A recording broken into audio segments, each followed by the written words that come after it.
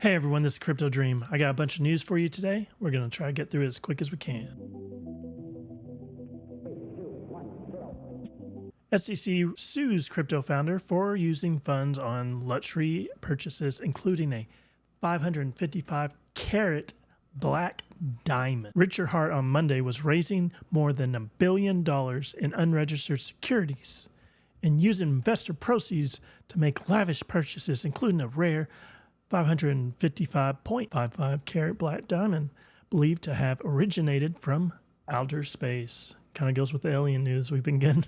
The latest crypto project to face the SEC suit. This is Forbes, by the way. Now, this is financial advice. I'm not a financial advisor, not a lawyer, can't give you legal advice. The SEC alleged Hart illegally raised more than $1 billion from three of his crypto entities: Hex, an Ethereum-based token; Pulse Chain, a blockchain; and PulseX, a decentralized crypto exchange, all of which, like Hart, was charged with conducting unregistered offerings of crypto asset securities. The SEC also charged Hart with fraud for allegedly spending at least $12 million in investor funds on sports cars, watches, Enigma, the largest cut diamond in the world, which was sold at auction for $4.3 million last year. I'm under the personal belief that just because you spend money doesn't mean it's a crime. If you have funds, especially if it's your funds, that's kind of the main point you have to make, then it's your money to do with what you want.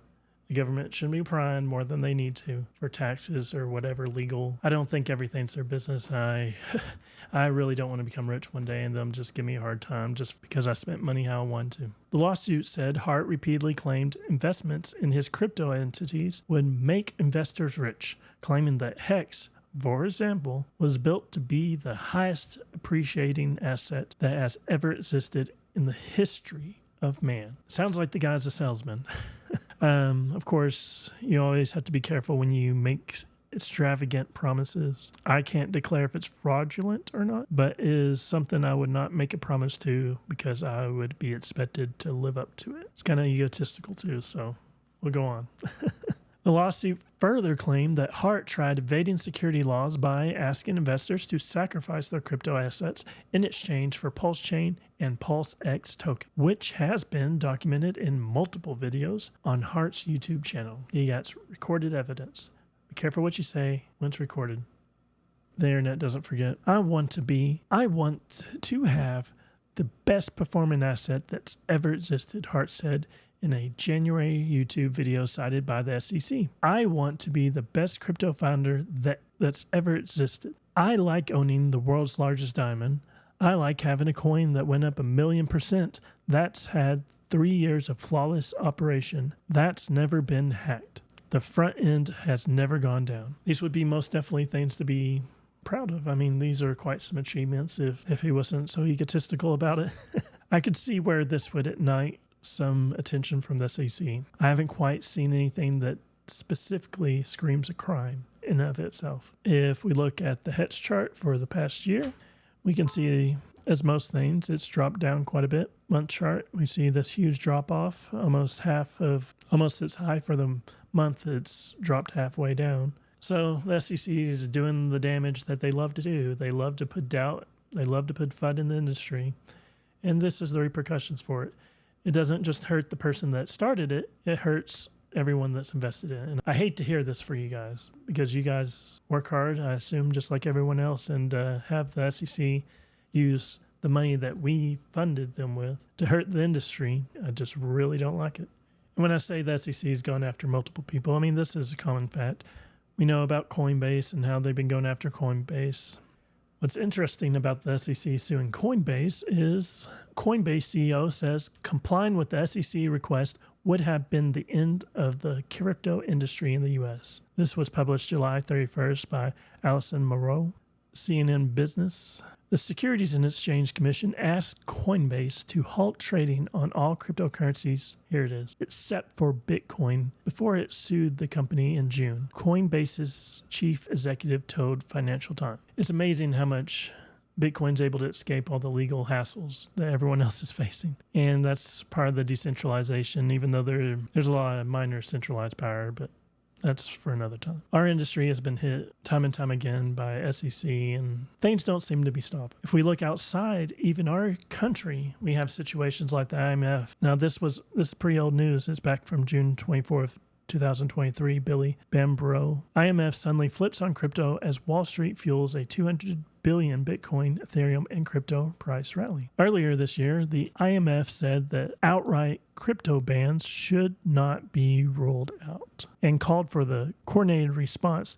to the rise of crypto that it warned could undermine the global monetary system. The IMF's softening stance toward crypto comes as the U.S. embarks on a crypto crackdown in the wake of 2022 market downturn that wiped away $2 trillion of value and culminated with the implosion of major exchange FTX. IMF gives loans to other countries in hopes of helping them. People have varying opinions on if they're really helping or if they're just enslaving them through financial obstacles. The fact remains is that a large entity has spoken bad about crypto in the past, and this is just one of many that I'm planning on covering. You might have heard of G20. India brings crypto concerns to the forefront at G20. India, Forbes published July 24, 2023. India's input paper presented to the G20 finance ministers and central bank governors emphasized three fundamental principles to address the challenges posed by crypto. The challenges posed by cryptos, what could that mean? The first principle centered on mitigating microeconomic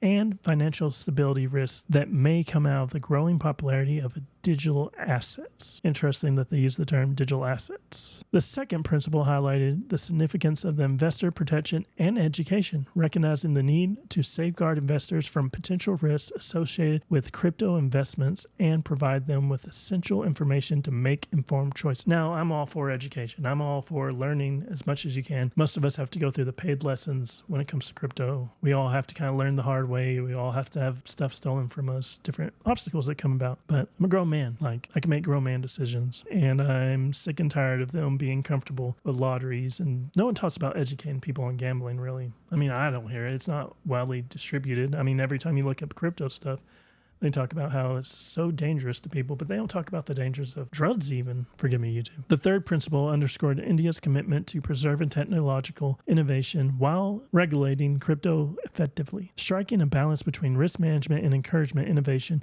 became a critical focus for India's stance at the meeting. India's input paper also highlighted the risk of money laundering and terrorist financing associated with cryptos. These concerns have prompted global financial communities to seek robust regulatory measures to address potential illicit activities. In a previous video, I discussed how Bitcoin is actually not being used as much anymore. That's actually, I believe, Tether that's been used as stablecoin. As people learn from Silk Road, is that these things are actually they're only pseudo-anonymous. You can actually be tracked by it. All people have to do is see which ways you've interacted, and let's be honest, we all have to off-ramp our money somehow. There's other ways to exchange money than digitally.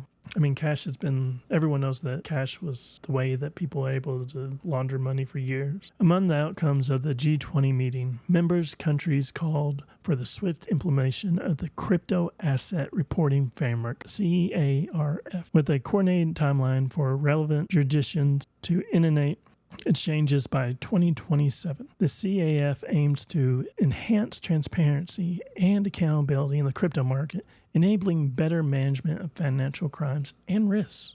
I appreciate their concern. I really do. But when I've seen all the different things that's happened from central banks, all the damage and how many lives it ruined, how Zimbabwe's currency was printed and trillions not worth anything, I do not see the concern I see here. Like, I really wish I saw this concern that wasn't unbiased and more evenly distributed. We saw that kind of being talked about from India. Let's take a trip. February 20th, 2022. First, the government intends to levy a 30% tax, making sense of India's new crypto rules.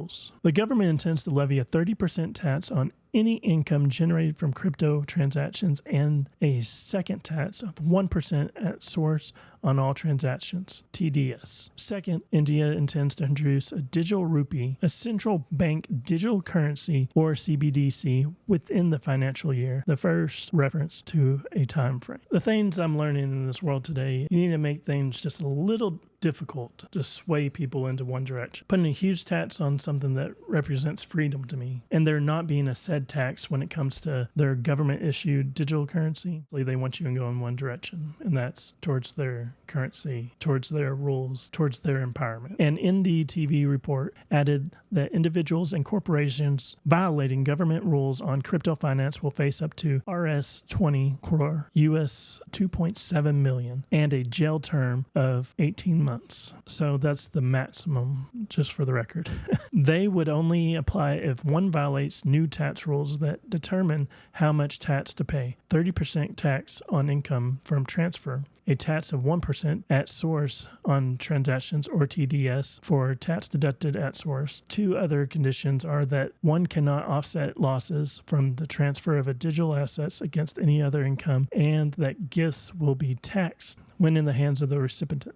The government appears to have settled virtual digital assets in order to distance itself from crypto. The government appears to have settled for virtual digital assets in order to distance itself from the word crypto. I know a lot of us were trying to talk about digital assets and try to change the wording so that we could have like a better discussion, because there's so much slander and hate that's been given to crypto that we wanted to change how it was worded. Well, just for the record, they want to change the wording too, and they're not wanting to change it for a positive light. The likely interpretation of the new rule is that NFTs will be taxed almost like virtual digital assets, that the government may be seeking to define just what it is, or to define what is or is not a non-fungible token, and the new law it has to retain the power to say this is not an NFT. In other words, the government has retained the power to exclude any NFT it chooses through a notification. The reason I kind of got you over in news about India is so that you guys can understand that the people leading the G20, the ones that are attacking crypto, you shouldn't be surprised by it. I'm not surprised by it. I personally do not know, but I've had coworkers tell me that a lot of scams were done on Indian people. So for there to be a hatred by the government,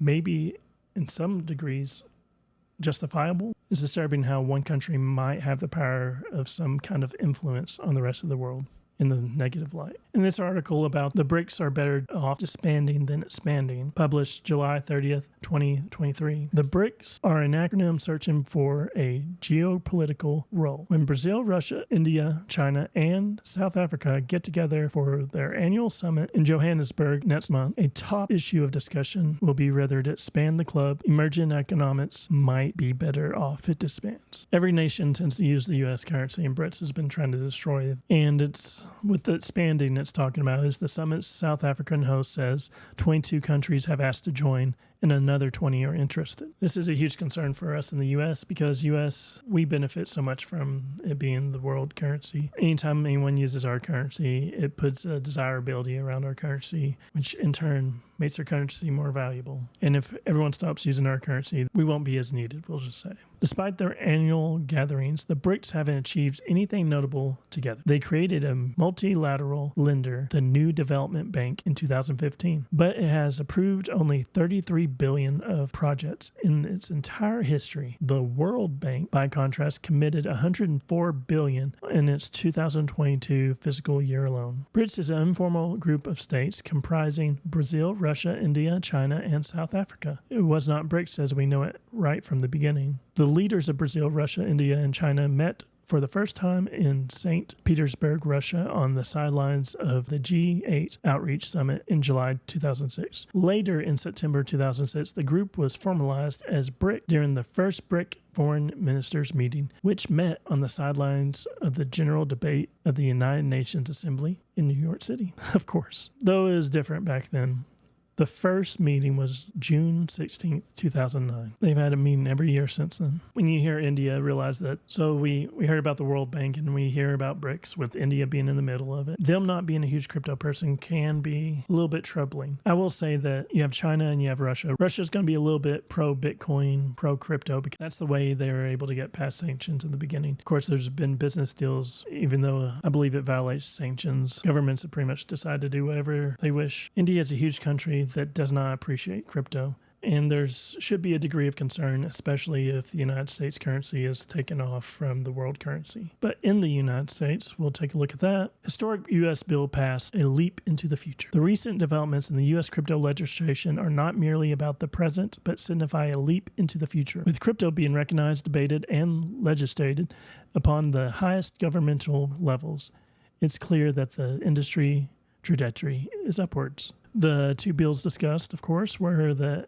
FIT Act, Bill 4763. The historic piece of legislation aims to bring the U.S. up to speed with countries like the UK, EU, Singapore, and Australia. The bill provides the CFTC jurisdiction over digital commodities and clarifies the SEC's domain over digital assets as a part of the investment contract. It also introduces disclosure regimes, establishing a robust customer protection framework for Americans. Then you have the Blockchain Regulatory Certainty Act, another significant bill presented by Tom Emmer, which managed to progress favorably to the House. Of course, a lot of people want clarity. I want clarity. I'm not for regulation as much. I kind of like the idea that RFK said, where he said that it is exempt from taxation and would not be subject to capital gains tax. That's ideal for me. I just want it set in stone. Get it cited, you might actually have some crypto bills passed by Congress. But my concern is crypto investors could be about to lose a big tax loophole as part of Biden's new budget proposal. The Biden administration seeks a tax change on crypto transactions, the Wall Street Journal said. Currently, people can claim losses on sales of underwater crypto investments, then repurchase them. The change is part of Biden's 2024 budget proposal, could raise $24 billion. We have stuff going through Congress, but the man that has to sign off the bill to make it law, there's a saying called presidential veto, a powerful tool. President veto is a constitutional right of the president to reject a bill passed by Congress. Power to stop whatever bill we put through Congress. Something we need to remember, especially next year when we vote. Speaking on Biden's tax loophole that he's talking about, President Biden's tweet said, "We don't have to guess what magma House Republicans value. They're telling us. Tax loopholes that help wealthy crypto investors, $18 billion. MAGA Republicans think Congress should cut food and safety inspections by $15 billion. First glance, that's most definitely something that would be annoying for me, especially when you know a lot of the fast food restaurants. Even in this mention, there's added context. Virtual currency is treated as property, and general tax principles applicable to property transactions apply to transactions using virtual currency. When investors sell virtual currency, they must pay tax on any capital gain. There is no evidence of loopholes to avoid. Remember this also about his competitor, Donald J. Trump, July 11th, 2019. Before he did those NFTs. I'm not a fan of Bitcoin or other cryptocurrencies, which are not money and whose value is highly volatile and based on thin air. Unregulated crypto assets can facilitate unlawful behavior, including drug trade and other illegal activity. As I said earlier, cash does a lot better at not being tracked than crypto. With our presidential choices, we also have RFK's. He bought 14 Bitcoin, 2 for each of his children. Robert F. Kennedy Jr. vows to back the U.S. dollar with Bitcoin if elected president. Ron DeSantis promises to end Biden's war on Bitcoin, toss CBDC into the trash can. Obviously, there's more options than this. This is just stuff that pops into my mind. We see people like the SEC going after different cryptos and different exchanges, destroying the industry. We have international people at play, India, that does not like crypto. We have CBDCs. We have a new CBDC, it seems like every other week, being developed. We have candidates coming up in the next election. There's a lot going on, and it is that we won this SRP. We need to be on point. We need to still talk to our politicians on a local level and move up the chain. As great as it sounds, we won this lawsuit that, if you haven't checked the news, might be appealed soon. I expect it to be appealed. We did our celebration. Now it's time to get back to work. Even if we pass a bill, it could be vetoed. We have to educate everyone in the chain about crypto, its benefits, and even some of the shady parts of it, so us as a collective can make the right decision. I'm concerned about the future when it comes to CBDCs. We have a lot of different things that we need to keep our eye on when it comes to our politics, and I appreciate you guys for watching. If this had any value, please like, share, and subscribe. And if you do me a favor, it's a pretty big ask. Check out this video next.